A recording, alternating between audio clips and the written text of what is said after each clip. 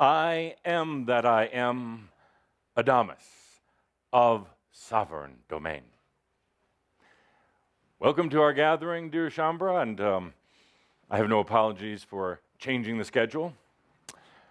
I think we talked in our last gathering that expect the unexpected. Thank you. Expect change and surprise. But actually today, there is a very valid reason.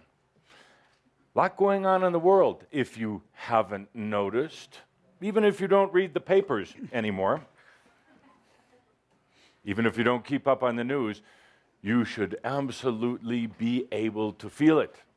Tension, pressure, resistance, drama. Oh, and that's just your life. The rest of the world. The rest of the world is going through extreme change. And speaking of that, I have an appointment quite soon. So I wanted to call this gathering early so that I could do both. Perhaps, depending on the way things work out, you'll read about it in the papers or the news if you do that, or you'll hear about it later. I have a very pressing appointment for big changes going on. So I called this gathering a little early. Oh, the slides can wait. Does anybody really want to see those? Yes. Yes, absolutely. Yes. Speaking of that, this world is changing so rapidly, and that's a good thing. That's a good thing. You've been asking for it for a long, long time. Lifetimes of saying, I choose change. Lifetimes of working to facilitate change in the world that is happening right now. Didn't you get the message, Laughing Bear? The email, that celestial email? We're starting early today. Hurry, use the toilet, get back in here.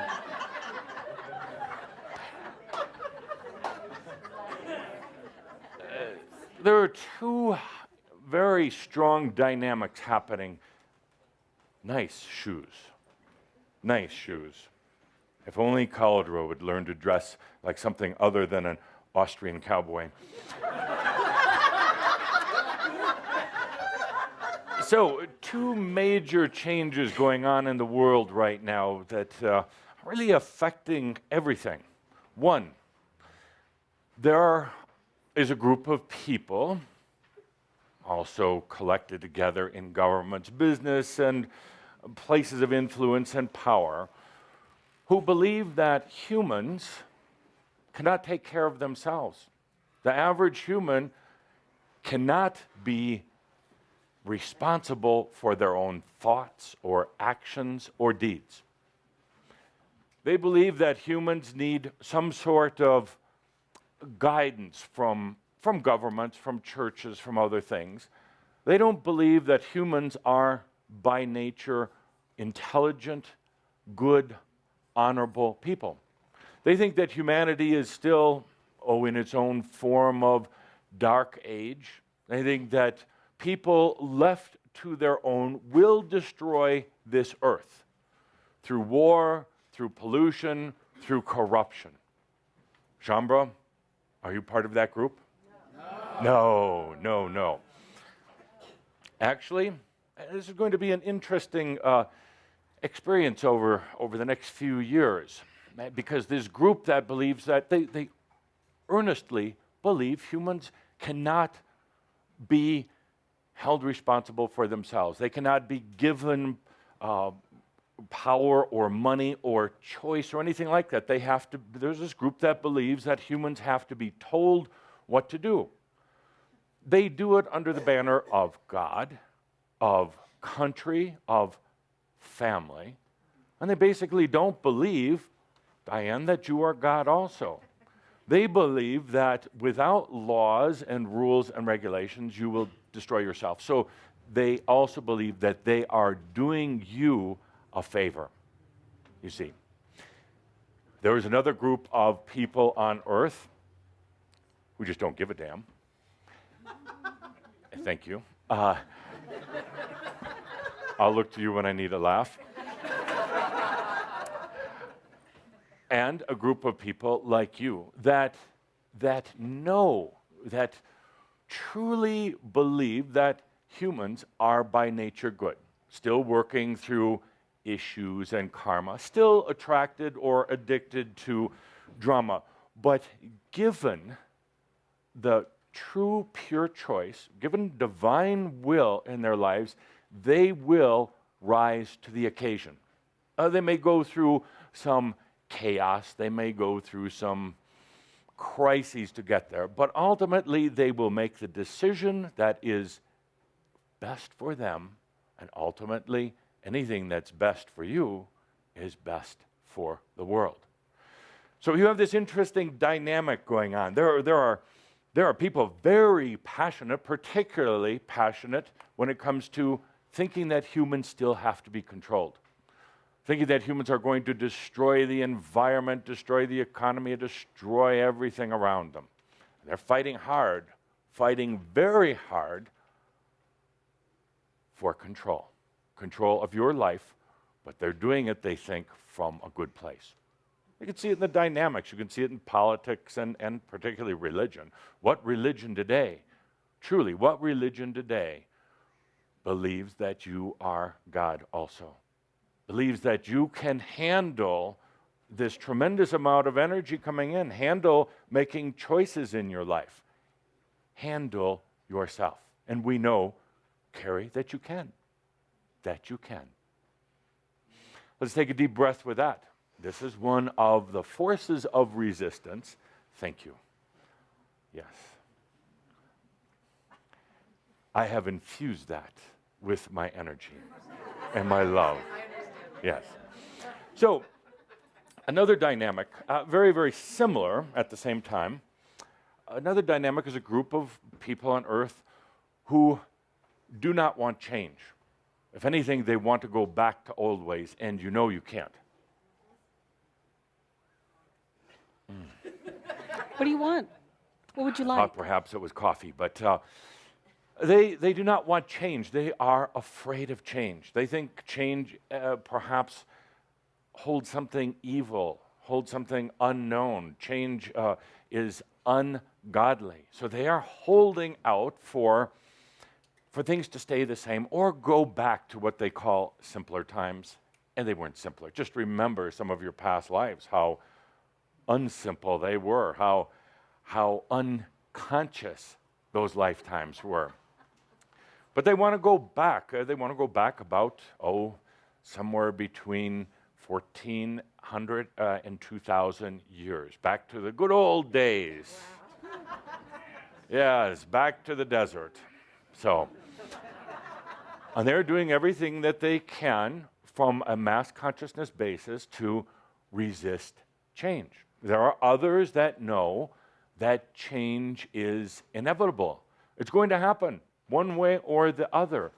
There's some who understand how beautiful it is to have change. Mind if I push some buttons? Whoa. So, amazing. So these are the dynamics that you're feeling all around you in your life. You're feeling that mass consciousness, part of it doesn't think that you can be responsible. Part of it doesn't want change. And this is causing some, amazing energy conflicts that I'm going to be working with later today. And perhaps, just perhaps, you would like to join me in our work later. Would you like to do that? Tell me more first.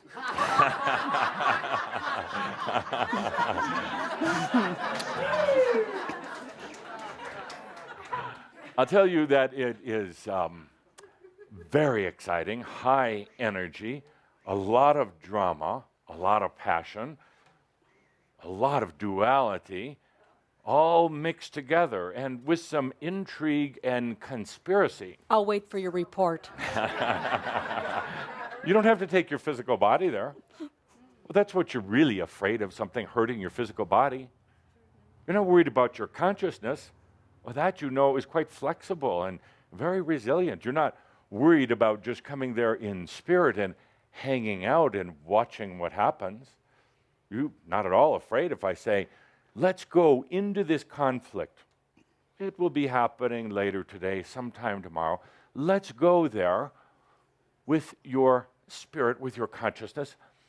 And let's not pick sides, even though it's kind of fun to do sometimes.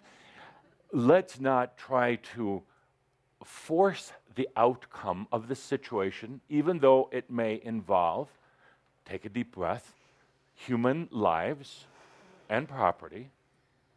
Let's just go there and bring new potentials. Potentials that are not being realized right now by the parties involved. You see, and that's what a true change worker, that's what true spirit does.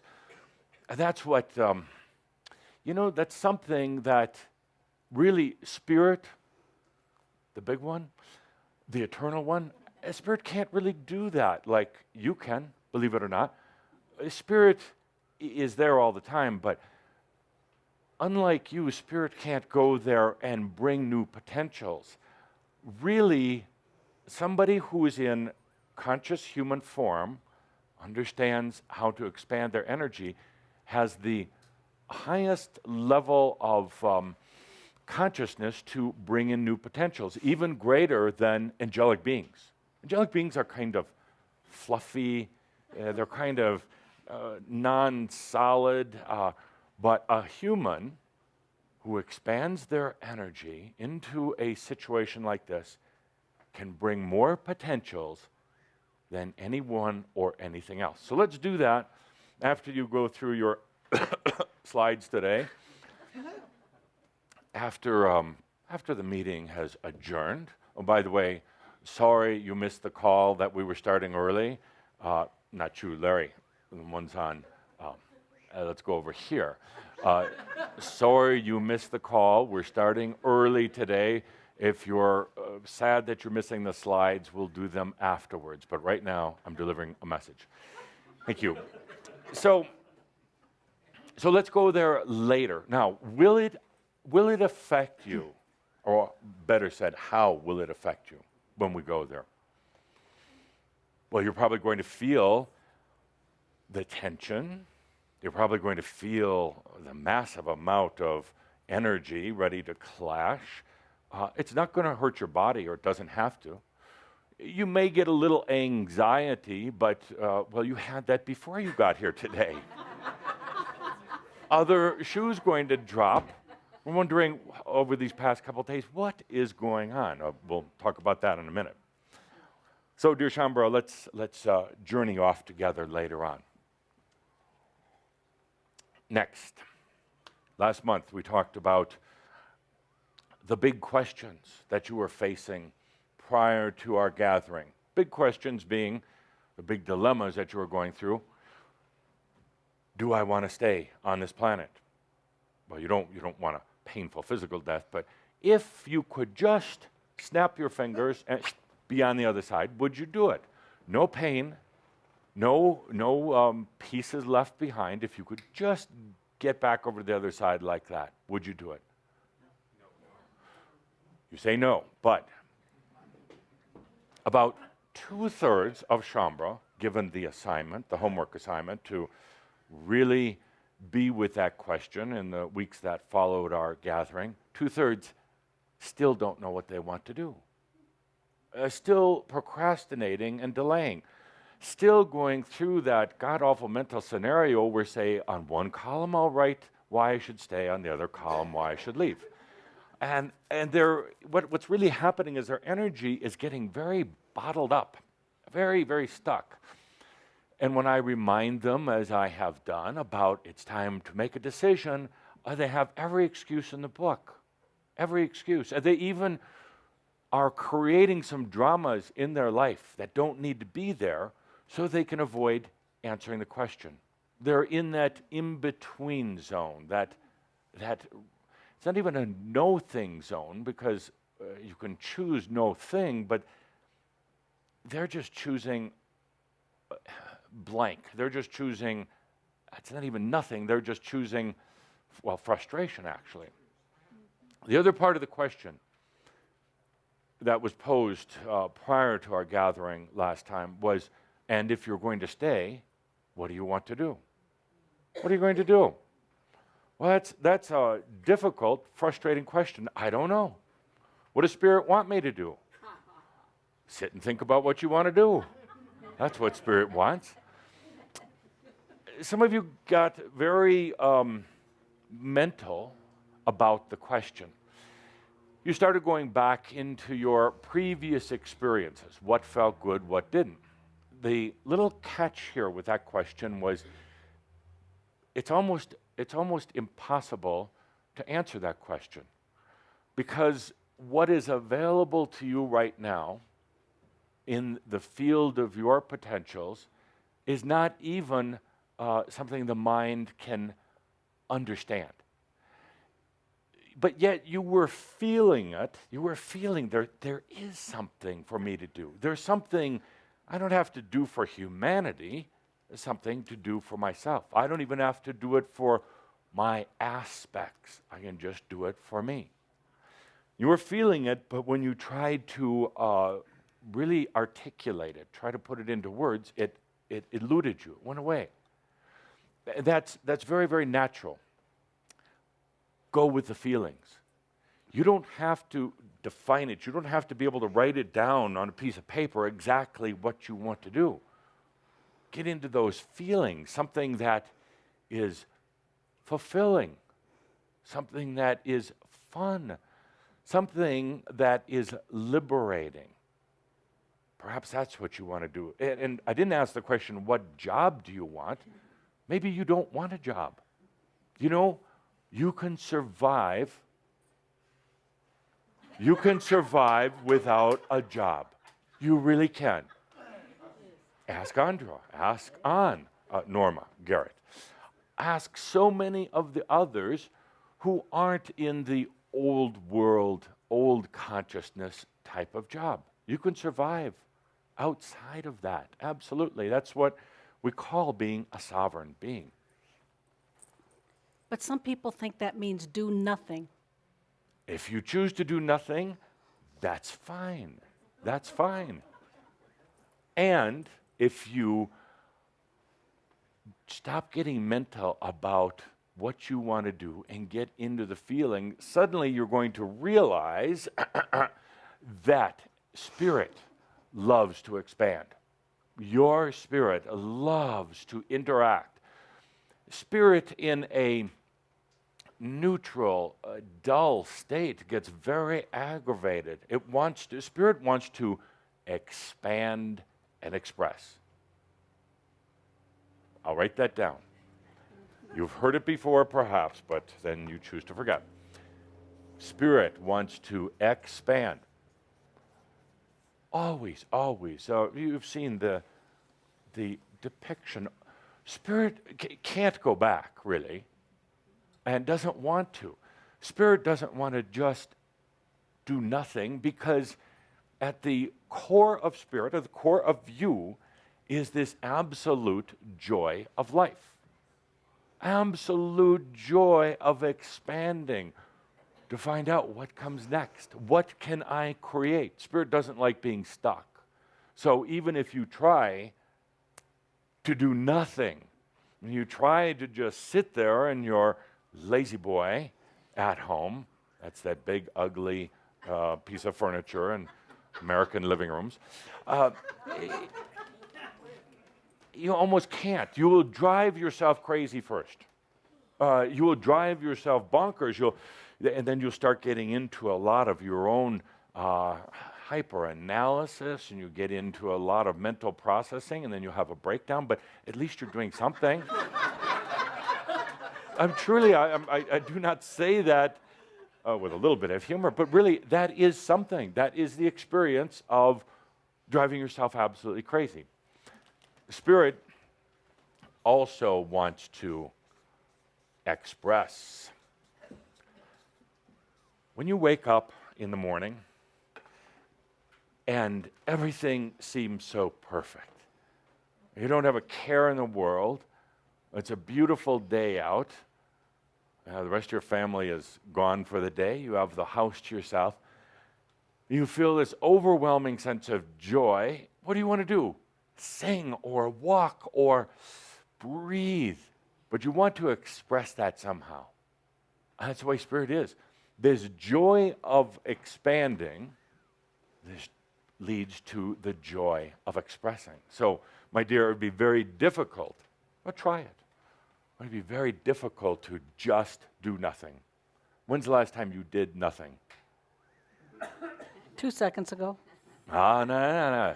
No, because you're clicking away here, and from here, the heart, of course, you're absolutely loving me. So that is doing something. It's true.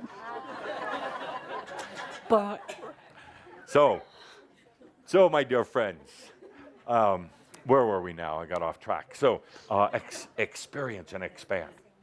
So, a lot going on right now. I want to focus on something today, very, very important. It's, you could say we're taking our next step. It will also lead you into our group experience later tonight. I'm going to ask a question and ask Linda Visa to run with a microphone. my pleasure. Ready? Yes, sir. For this group here, I'm going to ask you, what is your level of trust with yourself on a scale of 1 to 10? 10 being the highest, absolute, unconditional trust, 1 being you better lock yourself in a closet. What is your, just feel into it. Take a deep breath. Feel into it. There are no wrong answers. There are no right answers either. Volunteers, Linda? Oh, volunteer here, right here. Volunteers. Level of trust with yourself. To stand up? Should I stand up? Do what you choose. Go ahead. I'll stand up.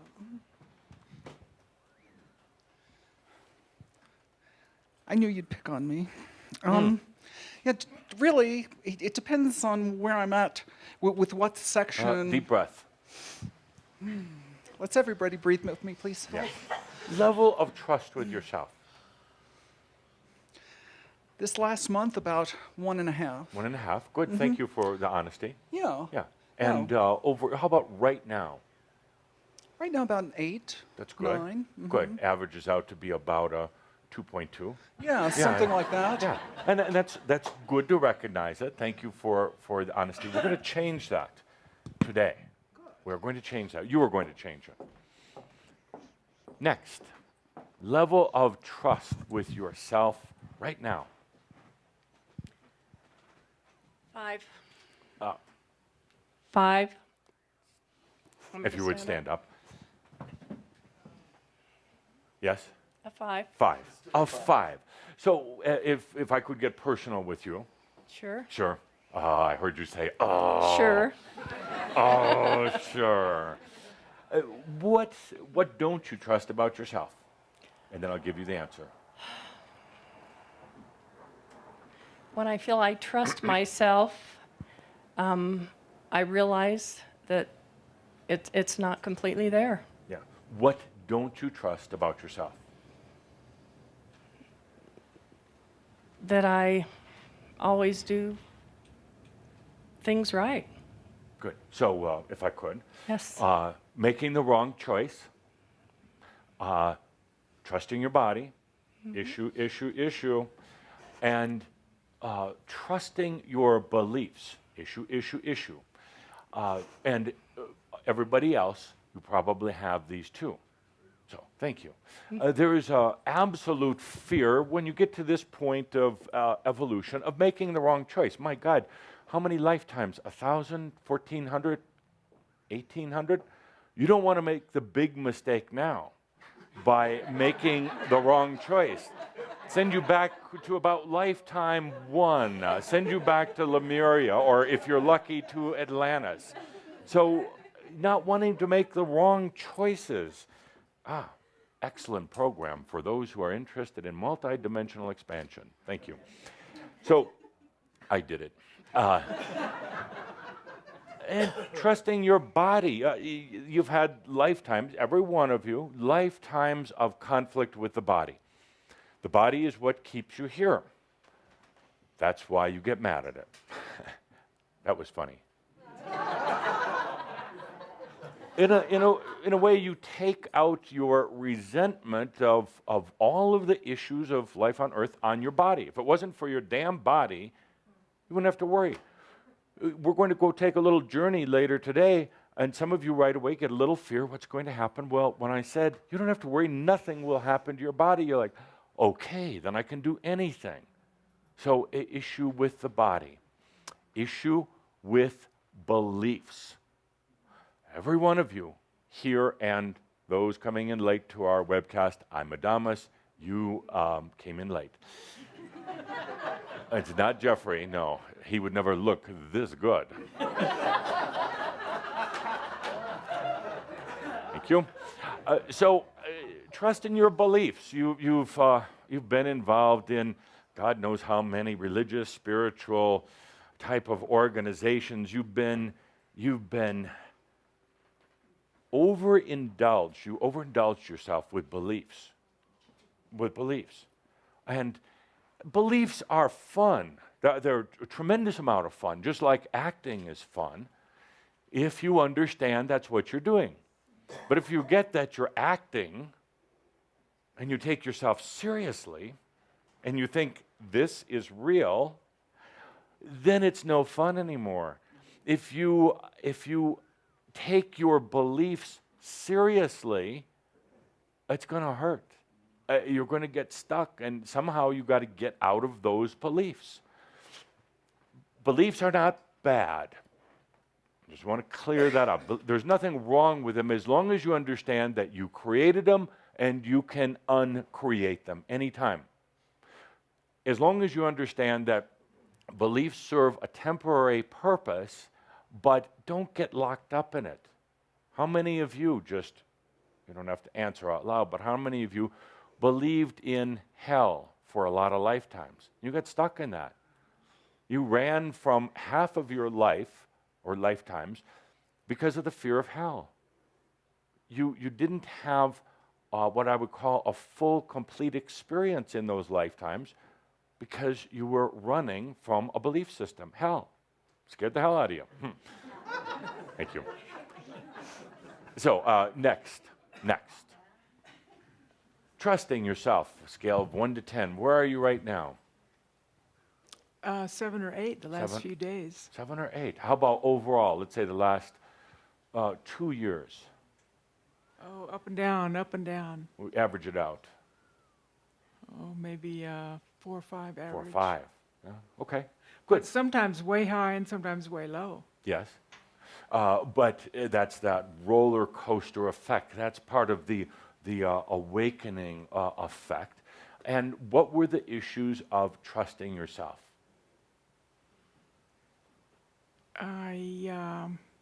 When I could hear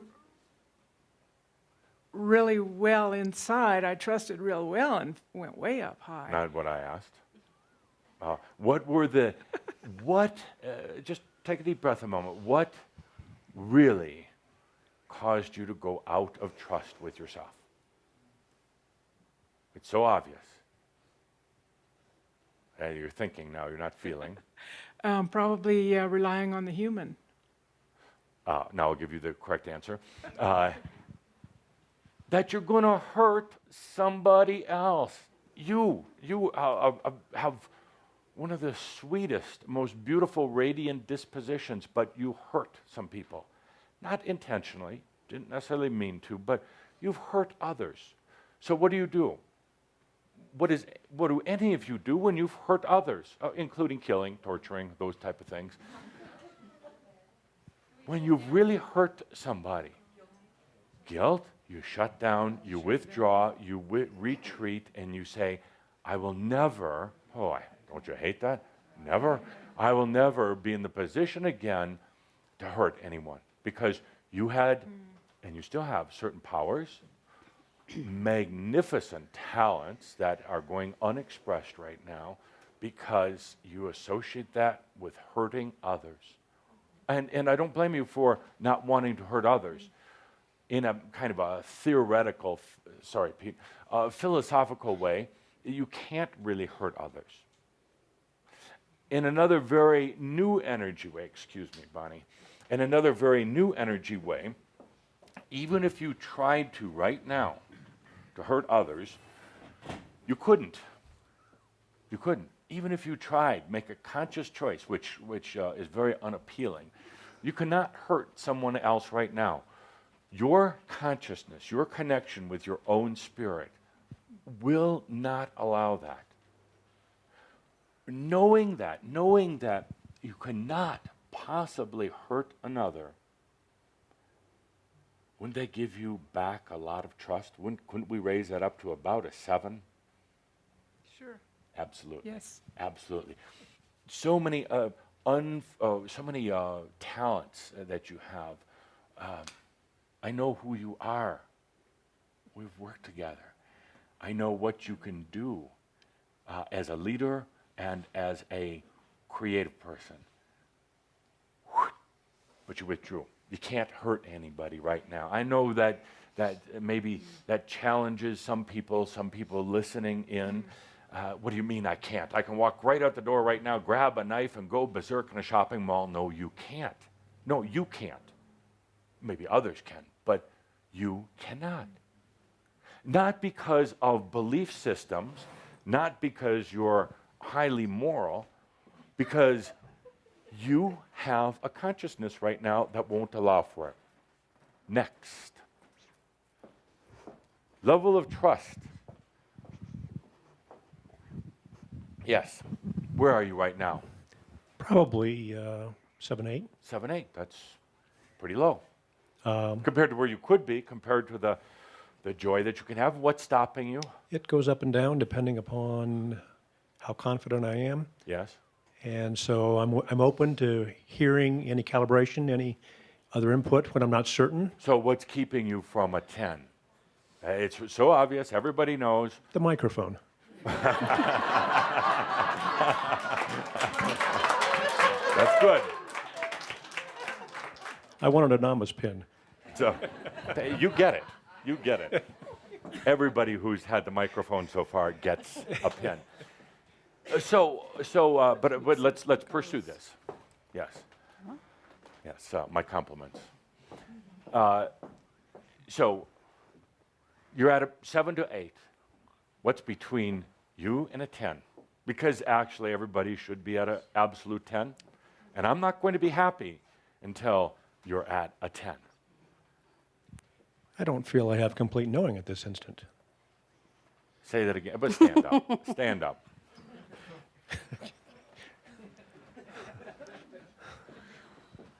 Go ahead. Go ahead. Don't worry, I said that you wouldn't hurt another, you wouldn't pull out a knife. I will. But I want to hear what you said again. Go ahead. You don't have complete Knowledge, awareness and in the that- physical consciousness. There you go. You can give up the microphone. That is what's keeping you from a 10, a trust level of 10 with yourself. Sorry about the slap. It'll heal. You want to know it. You want to intellectualize it. You want to figure it out. And if you can't, if it doesn't process through here, if it doesn't make sense, if it doesn't compute, you're not going to do it. And that's what's keeping you. This gets me going. That leap of trust that goes beyond the mind, that goes deep into the heart and into the feeling. The I don't give a damn, I don't have to know about it. I don't have to process it up here. I don't have to get mental. The damn be to analysis, I'm just going to live it. That's what's keeping you from a 10. Everything else is good. So getting out of the mind? Duh. Yeah, I mean, yes. Not trying to embarrass you, but absolutely getting out of the mind. Stop trying to figure it out. You do good at times. You let that mind energy go. You have an amazing mind, but what if there was something beyond the mind? What if there was something? Here, I'm going to address your mind on this. Mind, what if there's something even better, bigger, more intelligent, didn't need chemicals and electrical circuitry to figure things out. What if there's something that is so grand and it's already there? What do you think about that? I don't question that, but I don't have knowing access yet to the degree that I want to go beyond the 8. Should I Uh-oh. take his prize back? No, this is good. This is good. This is good. If there was a pool of water here right now, and if I had a little bit bigger channeler body, if I picked a little bit larger channeler, I would take you, wrestle you into the water and put your head underneath. And hold your head down underwater until you were at the point of death. I'm that kind of guy. Until you wanted a gasp of air so much you would give anything for it, anything. And then I'd pull your head up from the water and revive you and say, now, if you want to know and to be yourself that much, to go beyond the mind, that much, that you had that much desire for it, then you would get there. In other words, you don't want it bad enough. I can feel that, though. Yeah. So, good, thank you. Good dialogue. It's really quite simple. It's just taking that leap that you don't have to, let me say it a different way. None of this makes sense and ever will. You will never satisfy your human intellect. You'll never satisfy your mind about what's going on Earth, ever. You can never make sense out of it. So given that, stop trying. Stop trying. True living, you don't need to make sense out of it. It's in the moment. It's spontaneous. It's from intuition. It's from Gnost. And your mind, sir, is screaming out saying, get me out of here.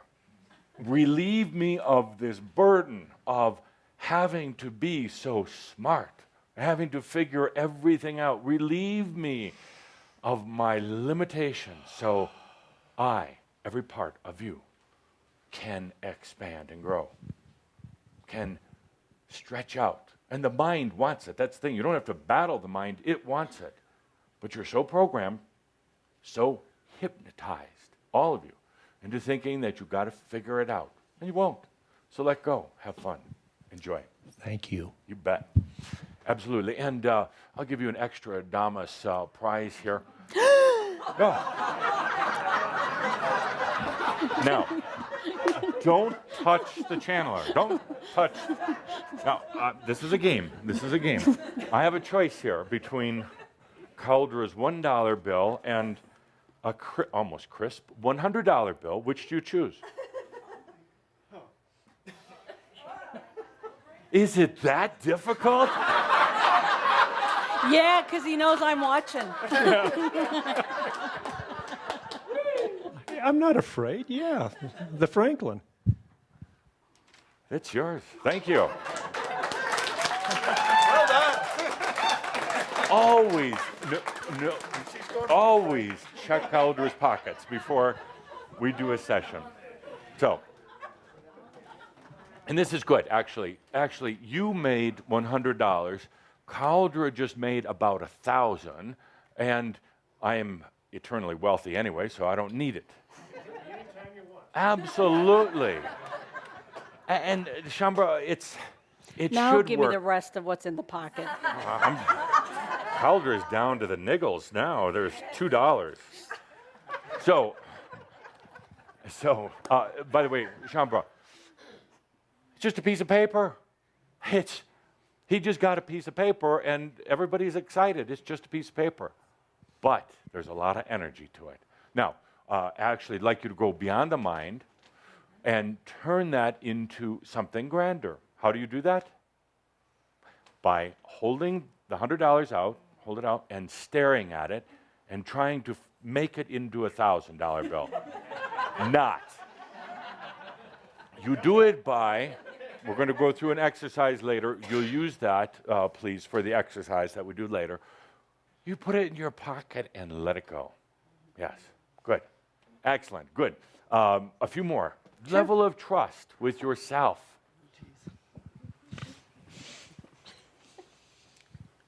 Stand up, please. Makes it even tougher, doesn't it? Yes, it does. Oh, I'd say 8. 8. That's good. That's good. And what's keeping you from a $100 bill.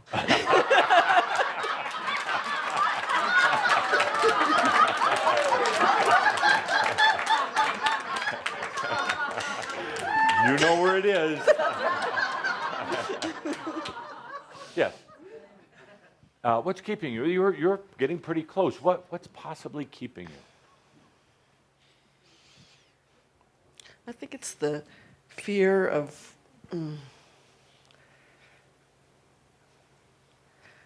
It's either fear of not getting there or fear of getting there. It's both. Yeah. It's both. Absolutely.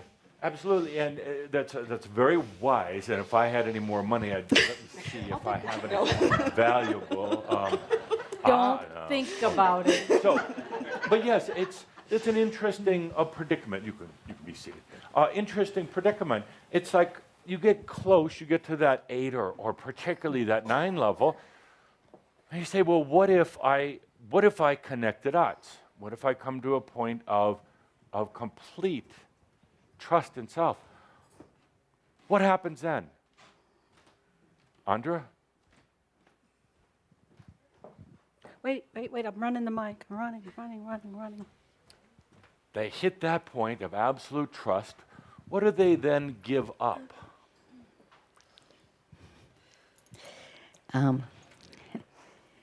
The fear that has been so familiar for so long. The familiarity. Yes, And with it, the game. yes, The game. And what happens? Part of you says, well, if the old familiar isn't there anymore and the game goes away, I don't have anything to do. But you will. Yes. You will. It's a little bit of kind of a dream state thing, a game that's played with self. So you come to complete trust, you give up the game. And part of you says, but well, if I don't have games to play, why should I stay here? It's a new game, and it's not a game of duality. It's a new joy of being here on earth in the physical body, without pain, without aches, without all of the other issues. So good. One more, Okay, one more. and me make it the right one. Don't make the wrong choice here. Well, I've got your jewelry, so we're all You safe. can't make the wrong choice. So, level of trust with self. For some reason, instantaneously, it bumped up a couple of notches. I'd say it shifts between a 7 and an 8. 7, 8. Okay. And what's in between? Oh, forgetting it's a journey and to have fun and to not be serious and thinking that, especially right now, with this new potentials coming through for myself, feeling safe. Yeah. Now, could I give you my answer? Sure. OP. OP. Other people, not old people. Other people. See, you're doing all this work for other people. That's your passion. That's your life. And it's your justification for staying here, my good man. I'm doing this for others. Or other variations is I have children. Here's my favorite. I have parents who are sick, and therefore I can't take the time for myself because I'm taking care of them. AHMYO, OPs, you're doing it for everybody else. You have to be here to guide all of these unfortunate people through their time of awakening. You have to be here to take care of your children because without you, obviously, they would crumble to pieces because, well, maybe they're not so divine. Obviously, you have to take care of others. So, OPs, a good, thank you. One last one. Oh, It is your choice. I think it would be nice to hear It from is young your Mackenzie. choice. But I don't have any glib remarks to make to anyone else. So, Do I have go to ahead. stand Just up? sit down. Yeah, you have to stand All up. right. Welcome, Well, Mackenzie. thank you. Scale 1 to 10. Honestly, I have to say that question. No, I want you to lie to me. All right, I can do that too. No, let's go for honest. That question kind of confuses me. Really. You could say I'm a 10 or a 0 because I am me. Right. And if I don't trust in myself, how can I be me? True. So in my mind, trust is kind of irrelevant because there's no other way to be yourself. You either are yourself or Yes. you try not to be. And who do you know that is really themselves? Who would Nobody's. be your standard? Sorry. Don't look in this room. I know, no. I saw the screen and she was over there and I looked over there. But, and philosophically, I agree. Practically, I have a bit of a difficult time. You're absolutely right. But who do you know that is really the I? Who is the example of the I am, or being the true me? No one. No one. No.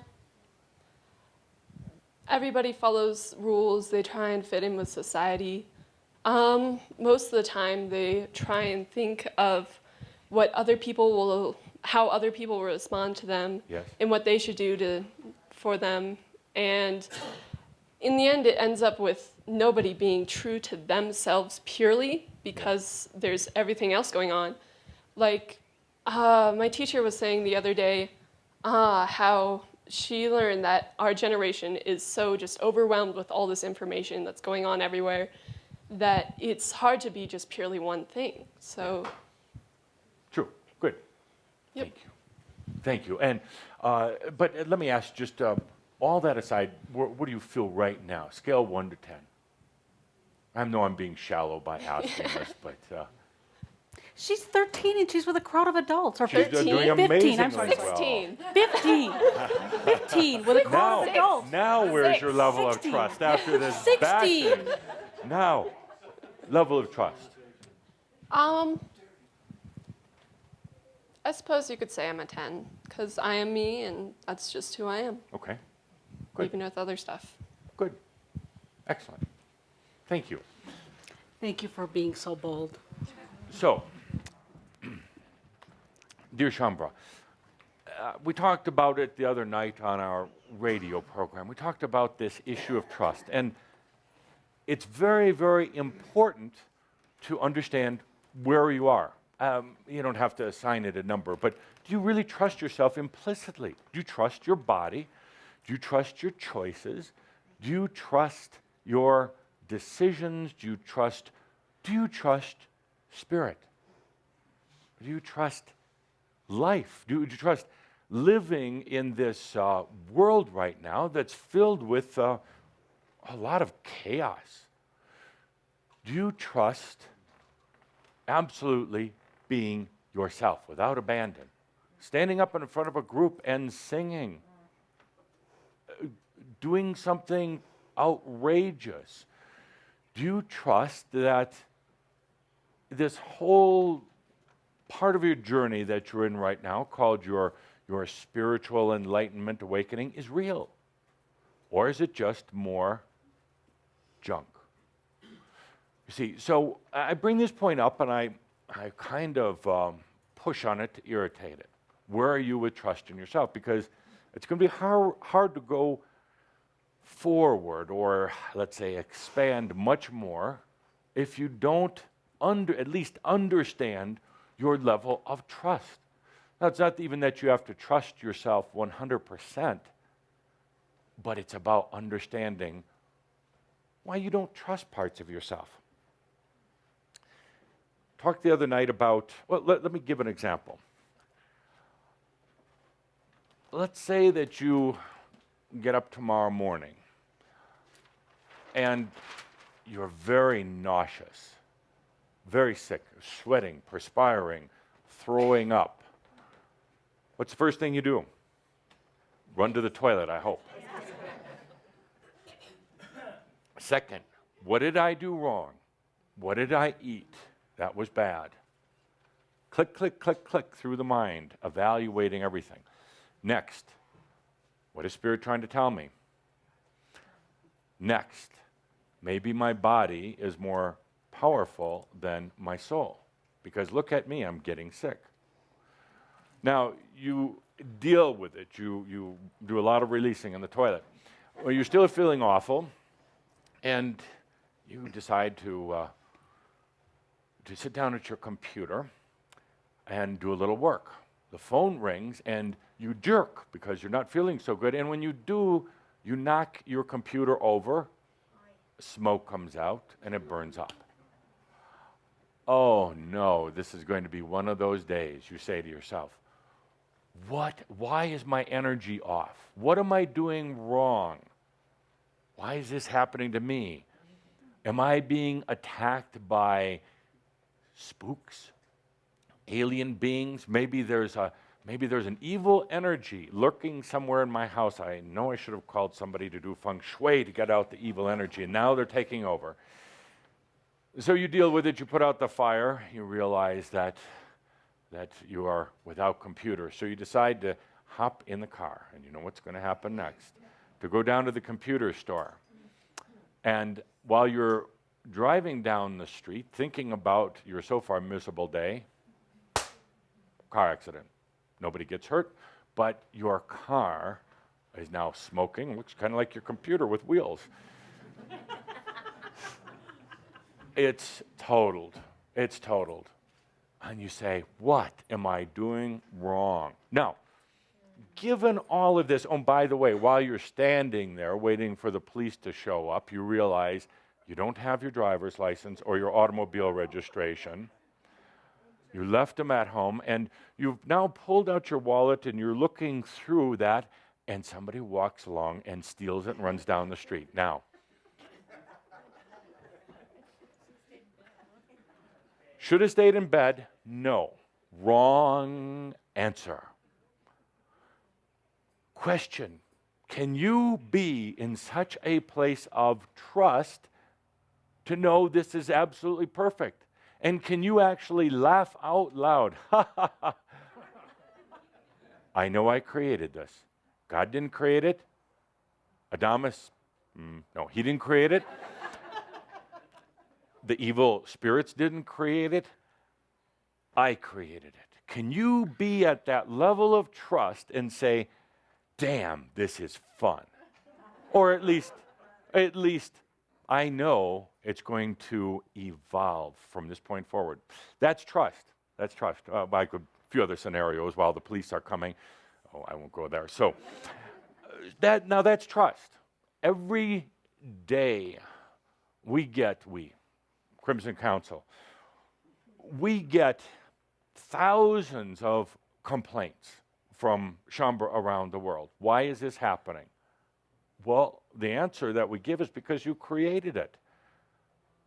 Why are these things happening in my life? Oh, it must be because I need to go out and take a crystal class, and I need to, take vitamins, and you get all wrapped up. What if you had such a level of trust, you know implicitly that it is perfection? What if all of these things that have happened to you today, and when you call for a taxi now to take you home, you meet somebody, perhaps a taxi driver, perhaps somebody else. Meet somebody that brings such gifts into your life. Maybe money, maybe love, friendship, teachings, whatever.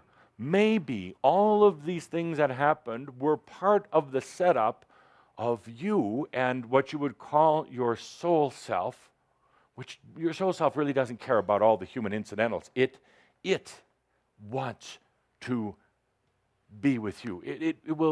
And you've called out for it. And when you did, that brought about a dynamic that's unstoppable, and it's going to happen. And thank God that there's wisdom in your soul that's going to now.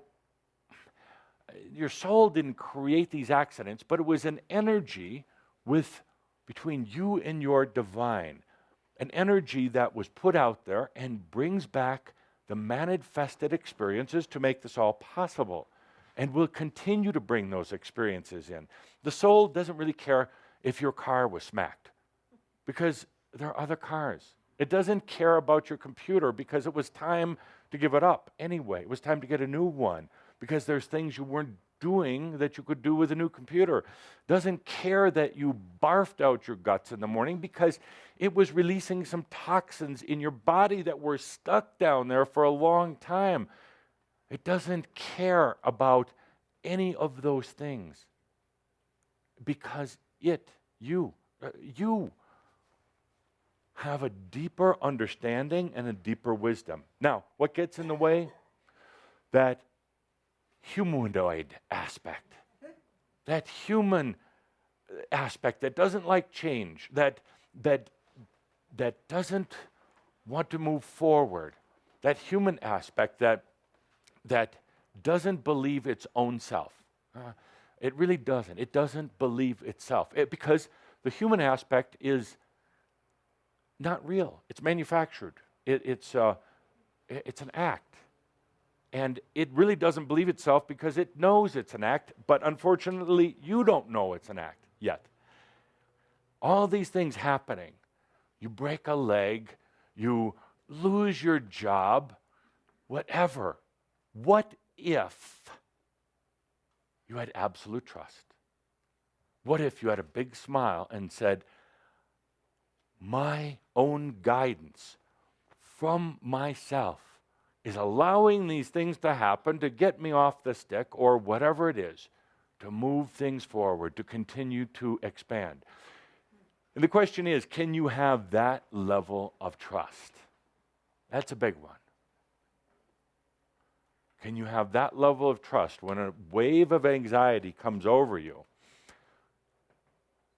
as it has done lately, and say, everything is in perfect order in my life, in your life. If you miss an airplane, if you slip on the ice and fall and mess up your back, can you have that level of trust? Can you? Now, an interesting thing happens. I'll give you the end of the story.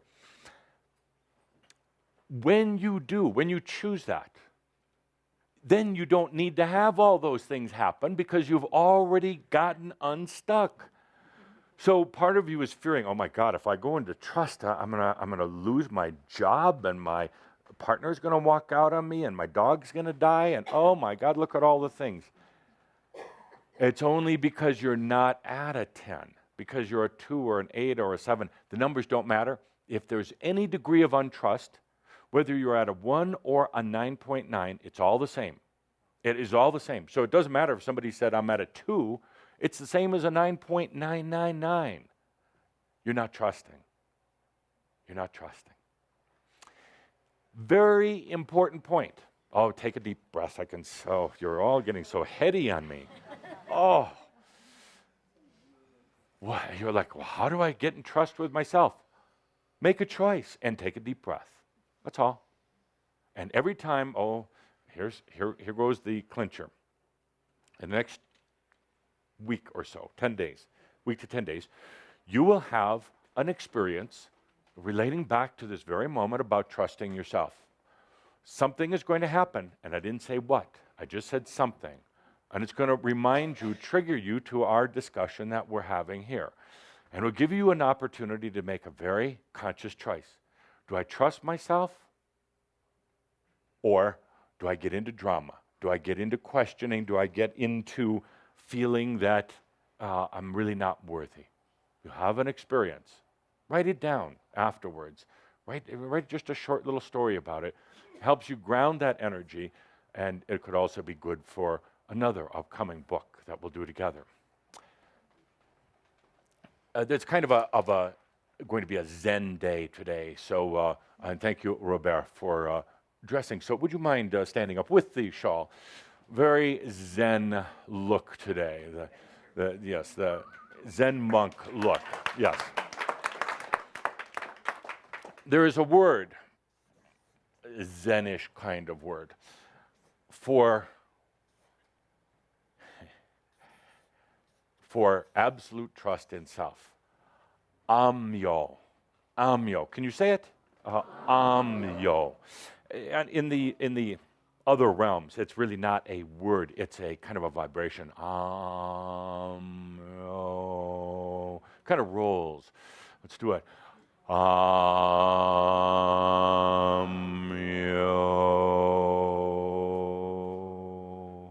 Absolute trust. Not in the world, not in the outside world, not in other people, not in deities, entities, or anything else, not in aliens, but in yourself. AHMYO. AHMYO. I am that I am. I know whatever is happening in my life, I'm absolutely creating it for the higher good of myself. Not for punishment, not for some, I can't swear, but not for some lesson, not because I'm bad. I'm actually creating it for the greater good. The moment you get to that point, you unlock potentials that were previously unknown to you. The moment you can be in this place of AHMYO, absolute trust. I'm creating my own life. I don't care what the outside circumstances may look like. I'm still creating it. That's AHMYO. That's absolute, unconditional, unmental trust in self. AHMYO. When you're at that point, which you are, you just have to recognize it, then things can really start moving. Then we start to have some fun, which we'll do in just a moment. AHMYO. AHMYO is pure, absolutely pure, the purest self. The actually kind of the realization of the I am, AHMYO, where you stop doubting everything that happens, you stop trying to analyze it. Everything is created by me for whatever you want to call it, a higher good, for my own expansion, or for my joy of life. Every little thing.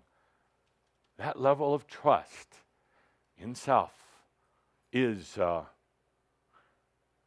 what all of the ascended masters aspired to, or experienced, I should say, in their final lifetimes on earth. That, AHMYO, is what you could say was the final and perhaps the most joyful step. Imagine, just for a moment, close your eyes if you choose to, but imagine what it's like to have absolute, unconditional trust in yourself. AHMYO. That includes trusting your body. Yes, even if it gets sick or if it has pain, can you trust it? AHMYO. No matter what happens, you created it for the love of self. What happens is when you truly begin to have the conscious understanding of AHMYO, you quit worrying about the little stuff. You quit worrying about what's going to happen next. You see, because you realize what happens next is absolutely perfect. But the moment you're in the state of AHMYO, it opens up all the potentials of an illness, which is really not an illness, it's just a clear signal. It opens up the potential of things like lack of abundance that you've been focusing on, or the lack for so long. Suddenly, when you say, I created that, it expands out. It opens up the true highest potential. Then you don't have to experience all the junk in your life anymore. Then you don't bring in these, what you call bad scenarios, because there's no need for them anymore. What you would call your soul has now got your attention, and it was just asking to trust you, to trust yourself.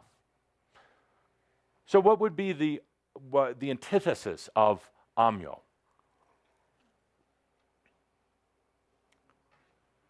Makyo. Absolutely. Makyo. Now, for some of you who don't know what that is, I would say the word for Makyo means false, delusional, distracting, and also can I say the word? I'll have to write the word, because I've been asked not to say bullshit in front of a group.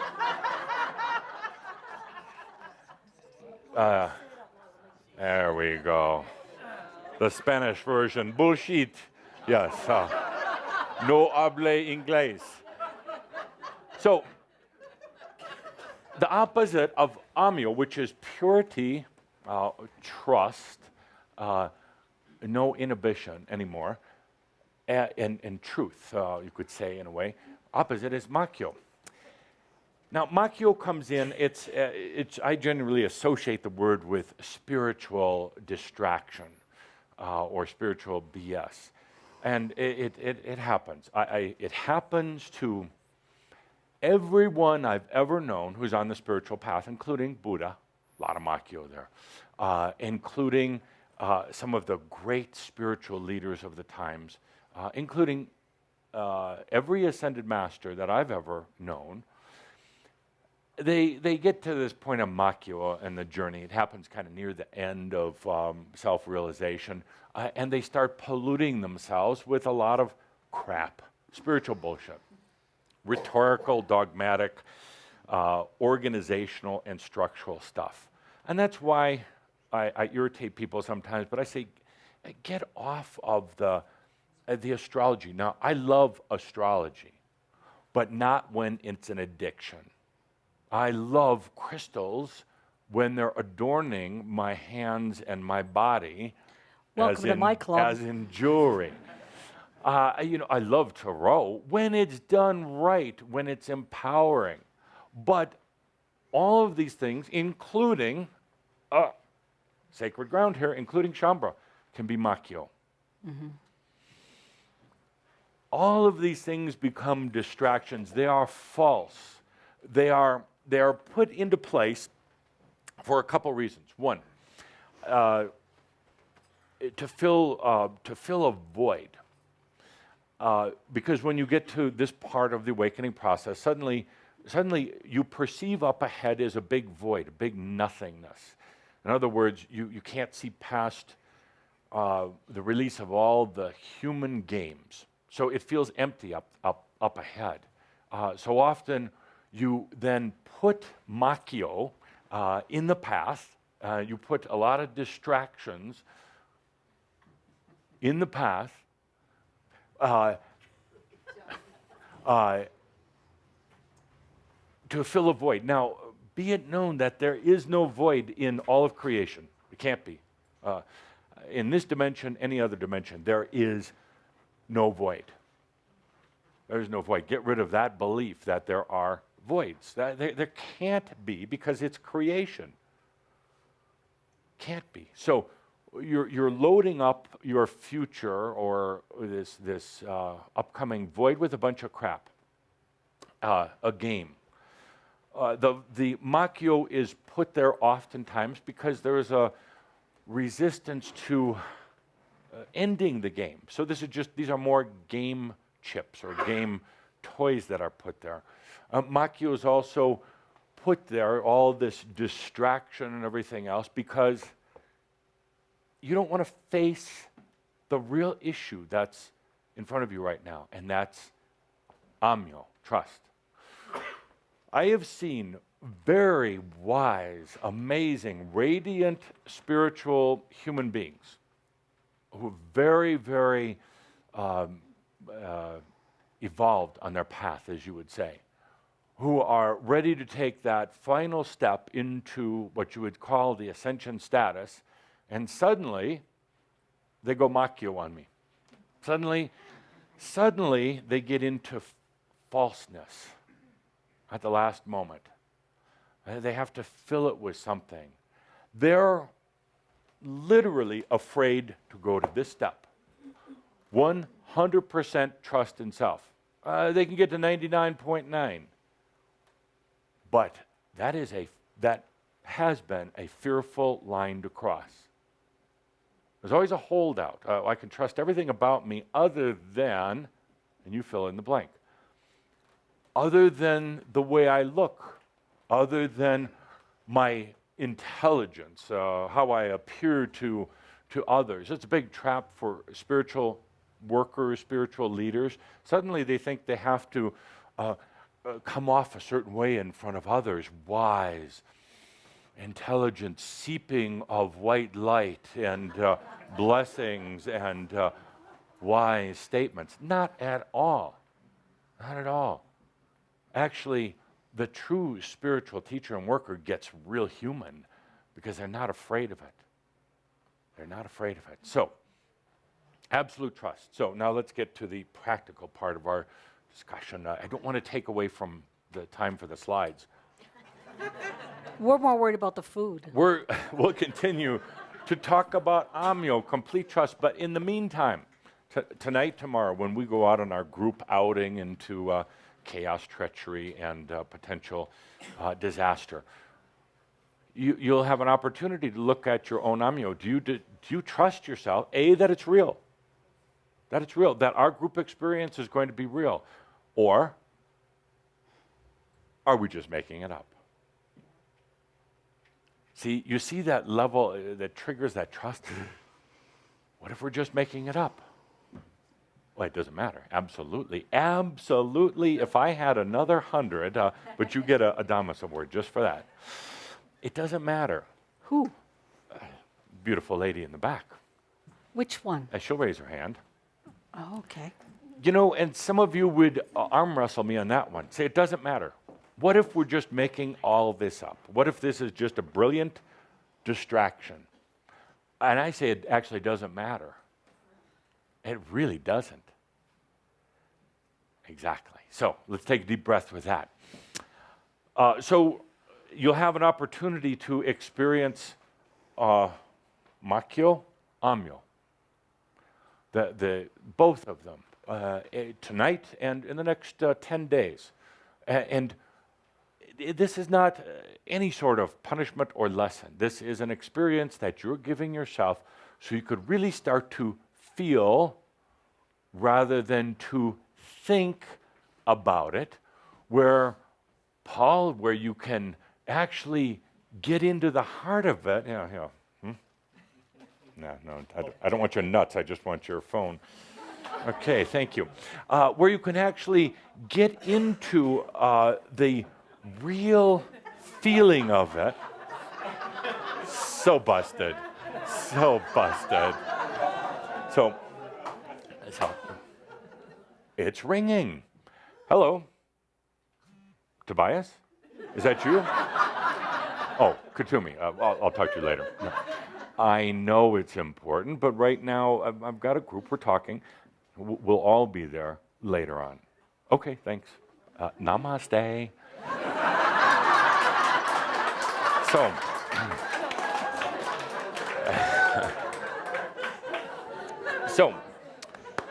Okay, now we get into the practical application. This is where it gets fun. So,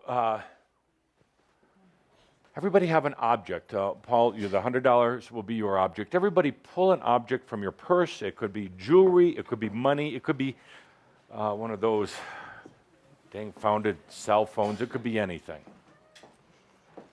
A pen, yes. Yes, something that is yours, not something that belongs to somebody else. It can be keys, it could be money. And what's yours? Your jewelry. No, but it's my jewelry. It has to be yours. Oh. It has to be something that's yours. Can't I claim it? Something. You have a nice ring on today. That Okay. beautiful ring. You want more jewelry? Yeah. Here we go. Now, we are going to start and we'll continue to do a process of what I'm going to call infusion. I'm borrowing a little bit from Andra and An here. They do a course in soul fusion. Soul fusion. What's happening right now is that, and I get frustrated with the lack, words cannot always define it, but your soul and your humanness and your aspects are all integrating together. They are fusing. They've never actually really been separate. It's an illusion, but you've created a very strong illusion of separateness from the God within. It's already there, not out there somewhere. You've created a very strong belief and a strong illusion of aspects, fragmented parts of yourself, sometimes coming back on a regular basis for integration, but often very fragmented. So this is a big illusion, And what's happening right now is that, bear with me a moment. What's happening right now is it's fusing back together. Well, okay. So, before you get to them, I had to have some. There's never any left. Now, as the soul and self fuse back together, as everything comes back into its natural oneness, now is the time also for you to begin to take that tremendous, beautiful energy of your God self and start infusing it into objects in your life. Infusing it. A couple of reminders here. Do not do it with other people. Do it only in objects that you own, that are yours. That are yours. Don't use borrowed objects. Don't use your kids. Preferably don't use your dogs for this. Do this with objects. We're going to start infusing energy. We're going to start putting it into items such as money, cell phones, your car, your computer, anything that's yours. There is an unnatural barrier between you and the reality all around you. You found this way, this really clever way of separating yourself from everything else and yourself at the same time. You separate yourself from this planet like it's the planet and you're over here, and we have Mother Earth here, Gaia today, if you would mind standing up. And yes, yeah, thank you. So, and because of this somewhat of a, you could say like an anger or a resistance to being fully embodied on Earth, you've even separated yourself from your items in your life. And there's this belief that material things are going to keep you trapped here. They're not, actually. They're going to help release you. So we're going to start infusing, you're going to start infusing your energy into things in your life. And you do it very simply. What? I'm looking for an object for Cauldre. I'll take your ring. For demonstration purposes only. It's very easy. Now, understand, you are a radiant being, whether you know it or not. You're always giving off energy. Some have electrical or magnetic characteristics to them. Some have what you would call more of a light, as in light characteristic. And some of them are more into this pure spiritual energy spectrum. You're constantly radiating, but you're doing it kind of unconsciously without a lot of focus. You can start infusing your energy into objects without any agenda, you're not trying to make the object into something else. You're literally sharing yourself. And when you do, when you infuse yourself into this ring, you give up nothing from within you. You're not taking a part of your core energy and putting it out somewhere else, because now in the new energy, there's never a loss. There's always gain. You see, new energy works different. It's never taken away. The core value of energy always remains the same or greater. So don't worry about giving up part of yourself. We're going to begin infusion here, or what some of you would call melding, a meld, and blending. The French word for blending, mélange? Mélange.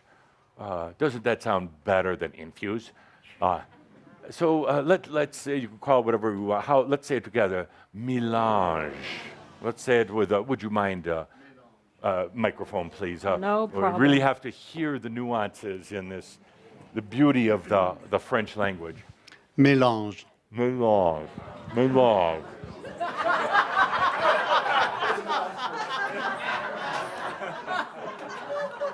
Cauldre can speak French better with his mouth full.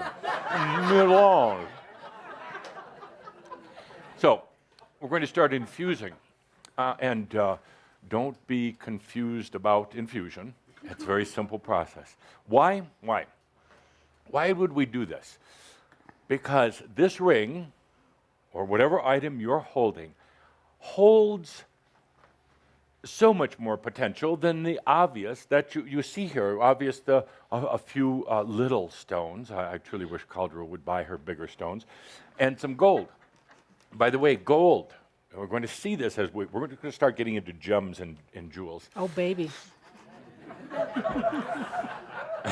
The gold is beautiful because gold is probably the best human substance for balancing energies during alchemy. The alchemists weren't trying to change things into gold. They were using real gold or the energetic dynamics of gold to balance a process. Anytime you alchemize, anytime you transmute, anytime you unlock energy that's within something, there is a huge energy exchange and transmutation that can actually be overpowering. The alchemists worked with gold because it has a way of balancing that process so it doesn't overwhelm you. Just a little bit of gold goes a long way in really balancing alchemy. So why are we going to infuse? Well, because this ring is so much more than a ring. This ring has potentials that you haven't even begun to realize. That $100 bill that you now own, it's yours, no longer Calder's, that has potentials in it. Piece of paper, but it has tremendous potentials. Through infusion, in other words, being so trusting of self that you can put part of yourself in it without worry that some other human is going to do something dastardly to you or some evil spirit is going to possess you. They don't want to possess you. Trust me. Not at where you are in your evolution. You're too clear for them. They're going after other humans. So, and I'll talk about that later. But so, how do you infuse?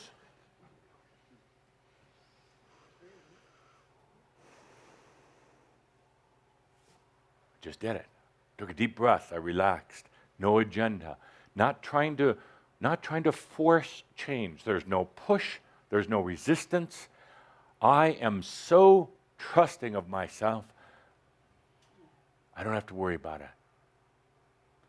And through the breath, I shared. I infused. I expanded into this object without any demands, without saying, okay, now you must turn into 5 rings of greater size, without any of that. But feeling so joyful about my life that I can share it with the physical items around me. Now, take a deep breath. Take your item. Release all expectations. Let yourself, trust yourself. AHMYO. AHMYO. And just breathe yourself into that object. If you get that little mind kick that says, what the hell are you doing? Or, I shouldn't have had garlic for lunch. Let it go. Now, you have just shared or expanded or breathed your, by the way, breathing's the easiest thing to do. There's a lot of other things, but breathing is easy. You've just shared your self, your I am, your AHMYO, with this object. This is not prana. It is not chi. This is not some universal field energy. This is you. Got it? It's not coming from somewhere else. You're not going into some pool of energy located on some other planet. This isn't that typical life force energy that flows through things. This is you. Pure. You. Now, what happens is suddenly it takes on you. You are in here now. Not trapped, but you have become a part of this. With this deep level of trust of AHMYO, you're not afraid of it. You're not afraid that, oh my God, I just put all my bad karma in here. It's your purity, it's your AHMYO. You can even sing out, AHMYO. AHMYO.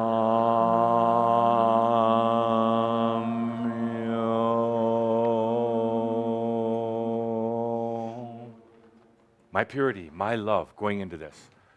Thank you. Watch, observe how it unlocks potentials. Now, let me ask, what happens if suddenly, I could have this back.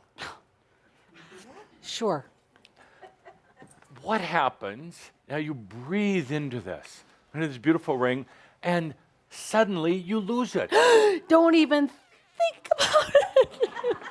I'll put it here with other captured devices today. So suddenly you lose it. Oh no, I did it wrong, and this is backfiring at some sort of witchcraft. No, it was absolutely meant to be. Go back to AHMYO. There's something going on here. That ring isn't lost. That ring has expanded into another dimension, non-physical dimension. Is that what happened to my birthday present this year? That's exactly what happened. That's exactly what happened. You could tell the story. We were in Turkey at the bazaar, and we were looking at all the beautiful things in the bazaar, and all of a sudden Jeff, with some influence I think, saw this beautiful gold bracelet and offered to buy it for me. And it was stunningly gorgeous. It was very valuable. And I loved it and accepted it and put it on my wrist, and it disappeared on the plane to Egypt.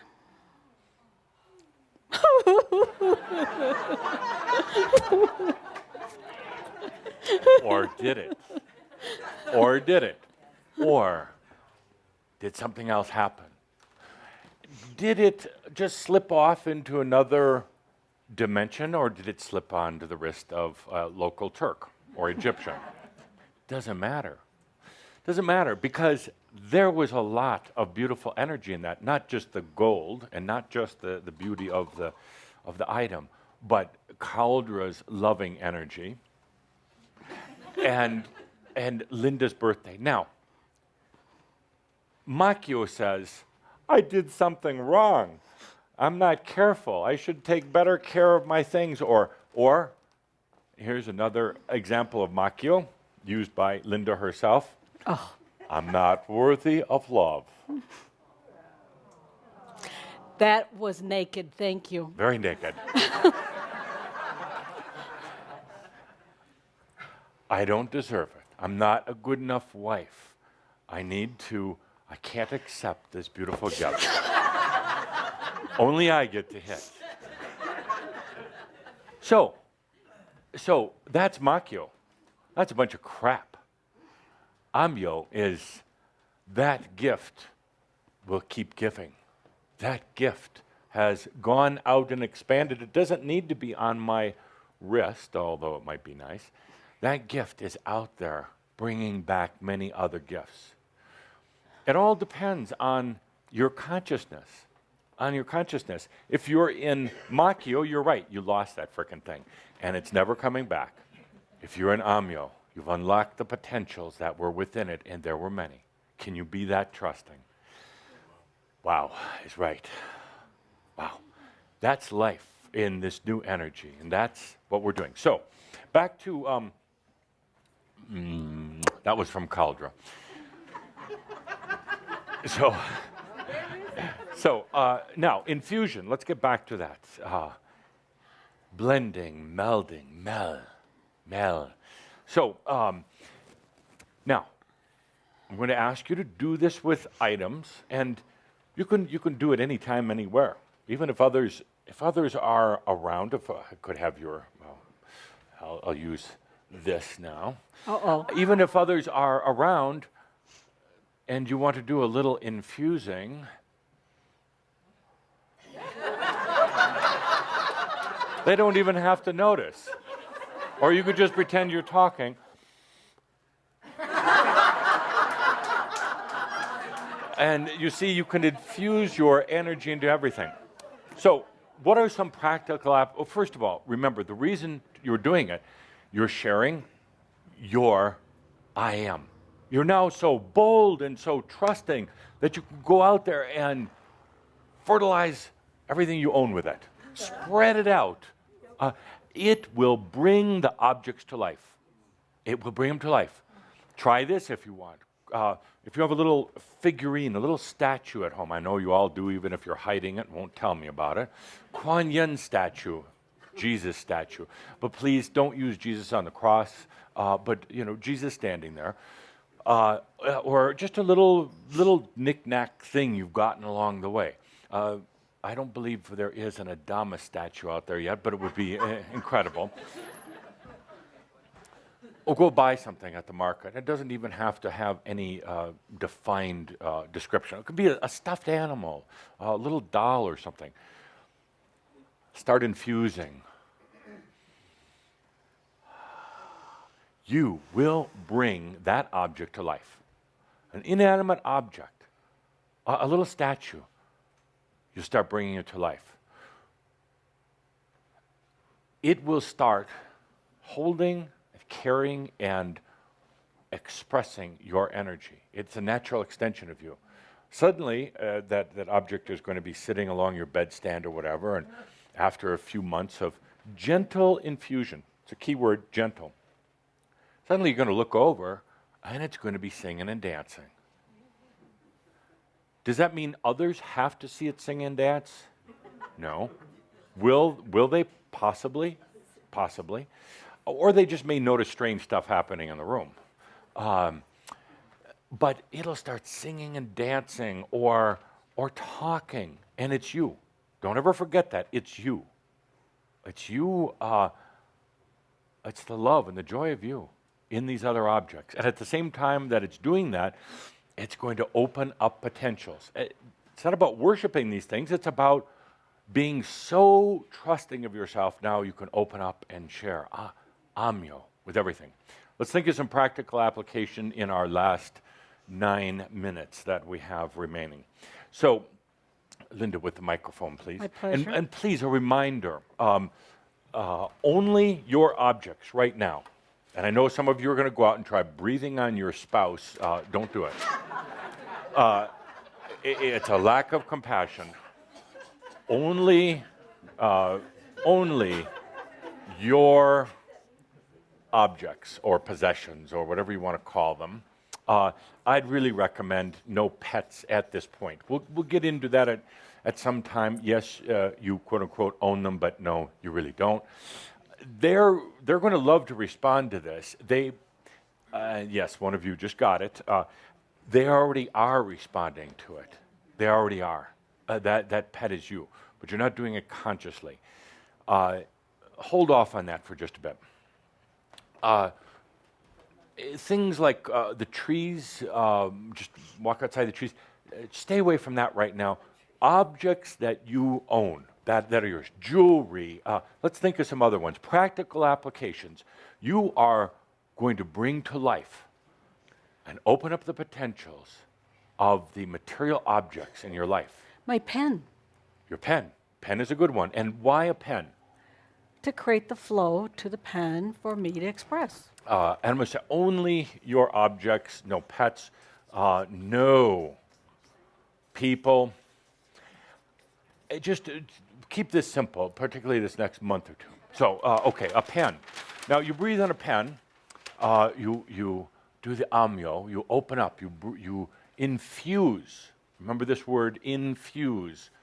Your energy, not prana, not any of those other, your energy, your soul self. So, your pen, okay? Car, excellent one. Give a prize. A prize. Yes. Who was that? Who was it? Car. Carol. Now, you're doing it, you know this, you're doing it anyway, but you're not doing it consciously. That car becomes you days after you take it over. And your stuff accumulates in the car. You're having problems with the car? Take a deep breath. the car can actually move into another potential of itself and serve you in a much grander way, which it wants to do, but hasn't been able to. You use the AHMYO, the breathing into the car while you're driving along. And now you're making a conscious choice to infuse yourself in the car. It opens up new potentials. It will serve you. It will get you around safer and more reliably and with less gas than ever before. Absolutely. Next, obvious one. Let's do the microphone here. My credit card. Your credit card. Love it. Love it. Now, remember, without agenda, you're not saying, oh, pay off all that balance. Because suddenly you've got some type of polarity involved or duality. And if you don't want to get into that, you're just breathing yourself into that. That credit card becomes alive. It opens up new potentials. You're in trust with yourself, so you're not afraid of the potentials. You can manage them. You can handle them. And you breathe into it. Excellent, excellent. Did you get an Adamus award? I already Yeah. took care of it. I think you should get 2. See, that credit card's working already. There So you go. we'll wait for the microphone. So Right here, next, Right here. Your business license. business license. That's a good one. What kind of business? What kind of business? I have a gardening coach business. Gardening coach. Good. Excellent.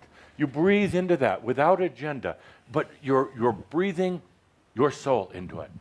And you know, for so many of you, your soul is not in your life right now, and it wants to be. Your humanness is in your life, and it's not sure it wants to be. But you can laugh now. So you're breathing the divine into your life. You see how this works? So simple. The divine has been separated. It's been out there or over there somewhere. Now you're breathing your soul into your life. Yes. Yes. I'm excited. What else? What else? How about your eyeglasses? Eyeglasses. Oh, sure. Sure. Eyeglasses, but no agenda. No agenda that your eyes are going to get better. Absolute trust. You're just breathing because it's something that's on your face and something that is there for you. You're not saying, clarity, better eyes. You're just breathing your soul into it. Rather than having a separation between you and your material world, we're fusing them together now, right, Andra? Absolutely. So eyeglasses. What else? What's a really important one? Just a minute, over here. Microphone only. House key. House key. House key. What about the whole damn house? Well, just stand out there. Yes. I don't think as big House? as you do. Or key. But yes, the key represents your house, so you could do it just with your key. Absolutely, your house. Your house contains more of your energy than just about anything else, really. Because that's, well, you spend so much time there, that's your retreat. So you breathe into your house. Your soul now comes into your house, into your physical house. Your soul has been off in some other house, and now it can come into your home. See how this works? You're infusing yourself into your life, and it unlocks potentials that were previously unknown. Next. Hi, Laura and Marty. I know you guys are home right now. Yeah. Our food. Food. Food, everything you eat, absolutely. And please, don't, you're not trying to do magic on the food. You're not trying to Reiki-ize the food. Or you're not even blessing it. You don't have to bless it. You're just allowing your soul to be in that food, and it unlocks potentials, whether it's pizza or organic beans, whether it is a steak or a fish, whether it is potato chips or alfalfa. It doesn't matter. You get over this whole thing about your diets. That was a swear word. About your diets, because it doesn't matter. Your soul is now in that food. You're not dependent on that food for energy or protein or anything anymore. What you're really doing is saying, I already have it inside, and now I'm going to eat because I like to. Larry. My whole wallet. Your whole wallet. Okay, yes. That's a good one because your wallet is very symbolic. How's your wallet? Empty. How? Empty. Sorry. Empty. You got 100? Yeah. Is it is it heavy or light? Heavy. Don't look at yourself. I'm looking at you. Make sure I got you on camera. You in your wallet. You're absolutely right. Now, but I challenge you, I challenge you to do it in trust. To do it not from your state of AHMYO, not from a state of need or what you feel is emptiness, but a state of AHMYO, total trust. Can you, my dear friend, don't look at that camera. She's talking to me. Don't, tell him not to look at that camera. Stop it. Can you, once and for all, breathe your soul into your life and receive abundance and not worry about it distracting you on your spiritual journey? Yes. Thank you. Good. Okay, next. What else would you breathe yourself into? Musical instruments? Absolutely, that's a good one. Musical instruments. Even if, and especially if you don't play one. Go buy one. Breathe into it. Watch it come to life.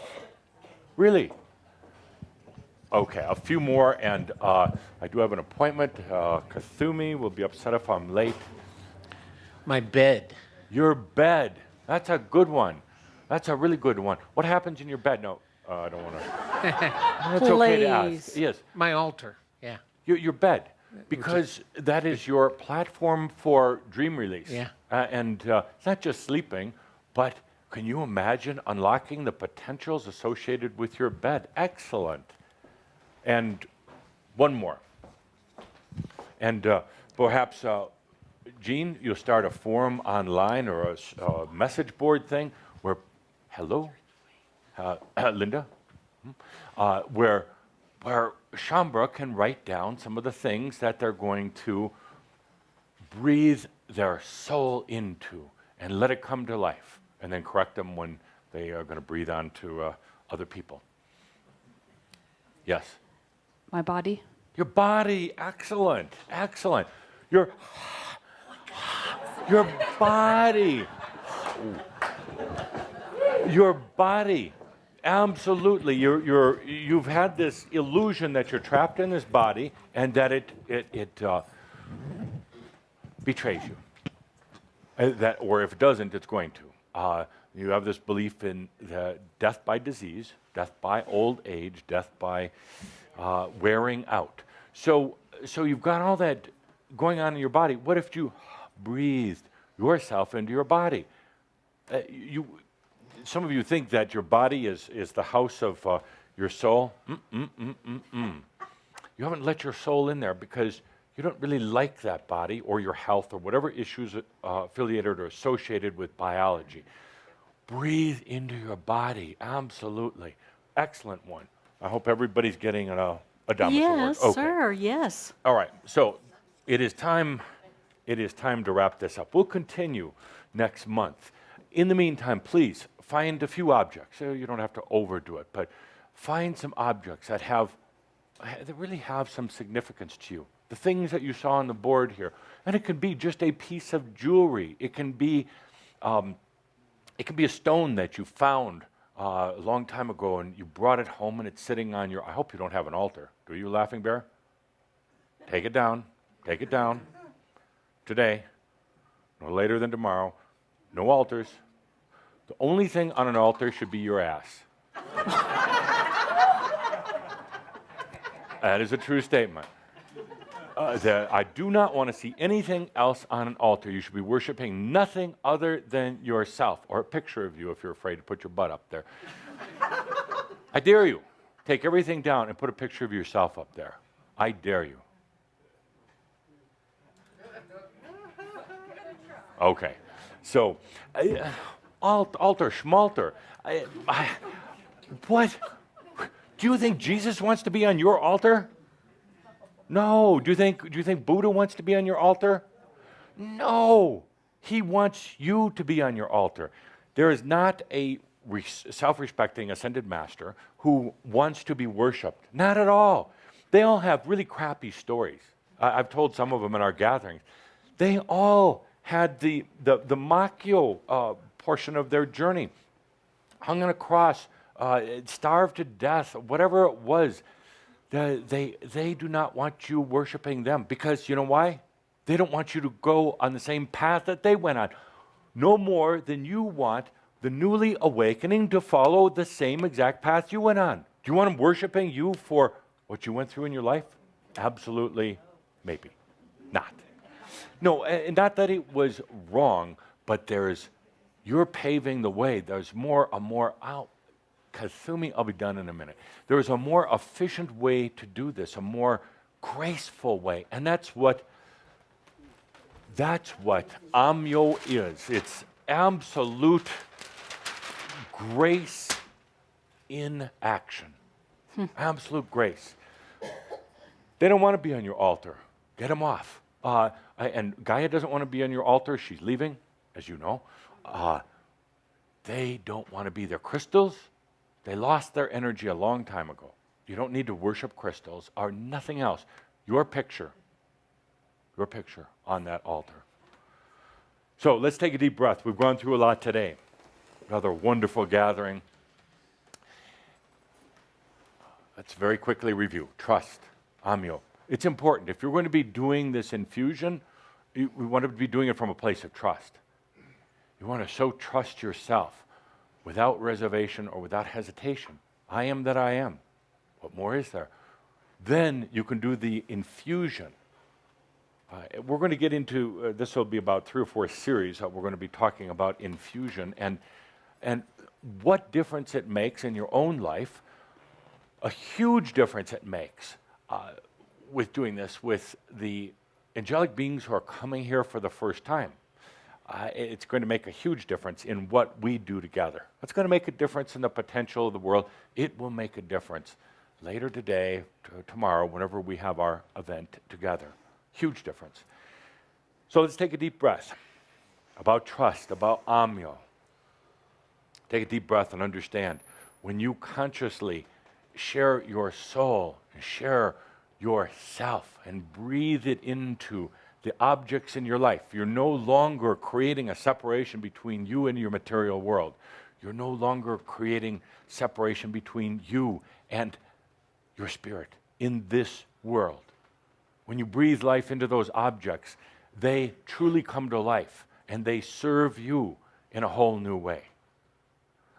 So, dear Shambhala, let's take a deep breath and we'll see you later tonight. In the meantime, I have to remind everyone, that all is well in all of creation, and therefore we are all that we are. Good Abend.